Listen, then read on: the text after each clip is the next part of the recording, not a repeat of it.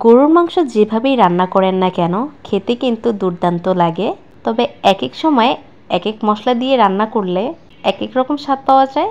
আজ নতুন একটা ভিডিও নিয়ে হাজির হলাম, আশা করি সবার ভালো লাগবে। আসসালামু আলাইকুম everyone, welcome to my new video. তো দেখে নিচ্ছি কি কি যাবে।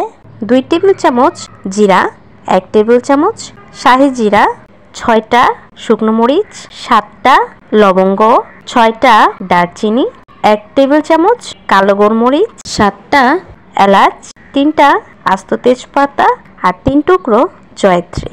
4টা টমেটো আমি ছোট ছোট করে কেটে নিয়েছি, হাফ কাপ আস্ত রসুন, 1.5 কাপ পেঁয়াজ কুচি। আর গুঁড়া মশলার মধ্যে যাবে 2 চা চামচ হলুদ গুঁড়ো, 2 টেবিল চামচ লবণ আর 3 চা চামচ মরিচ গুঁড়ো। আর বাটা মশলার মধ্যে যাবে 2 চা চামচ মরিচ বাটা, 2 চা চামচ ধনিয়া বাটা আর 2 টেবিল চামচ আদা বাটা। তবে ঝালের পরিমাণটা কিন্তু আপনারা বুঝে শুনেই ব্যবহার করবেন, যে যতটুকু পছন্দ করেন। এখানে 1.5 কেজি গরুর মাংস নিয়েছি, হাড় সহই আছে। আমি এখানে সিনার মাংসটা ব্যবহার করেছি, আপনারা রানের মাংসটাও ব্যবহার করতে পারেন।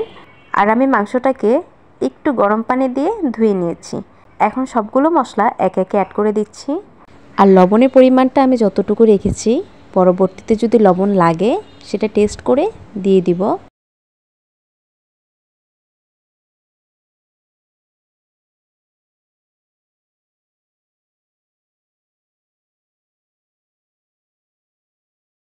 আর এখানে আমি 300 ml এর মতো সরিষার তেল ব্যবহার করব।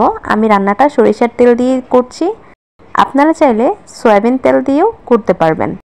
তবে সরিষার তেল দিলে টেস্টটা বেশি ভালো লাগবে।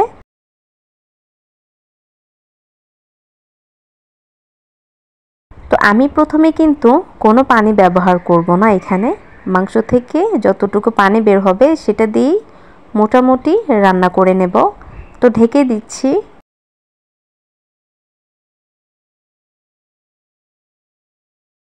মাঝে মাঝে একটু নেড়েচেড়ে দিতে হবে, যেহেতু পানি ব্যবহার করব না সেহেতু নিচে লেগে যাওয়ার সম্ভাবনা থাকতে পারে।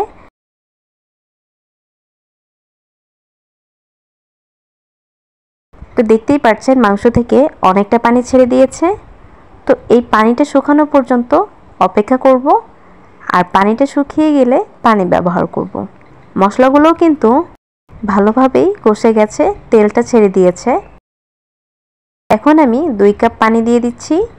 এর চেয়ে বেশি পানি ব্যবহার করব না। আপনারা যদি ঝোল রাখতে চান তাহলে পানিটা বাড়িয়ে দিতে পারেন, তবে আমি ঝোল রাখবো না, মাখো মাখো করেই রান্নাটা করে নেব।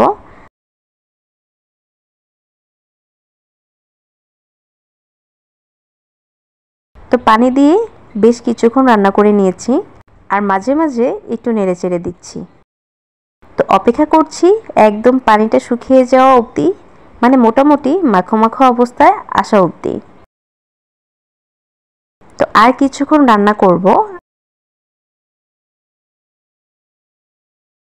রান্নাটা মোটামুটি শেষ, একেবারেই শেষ বলা যায়।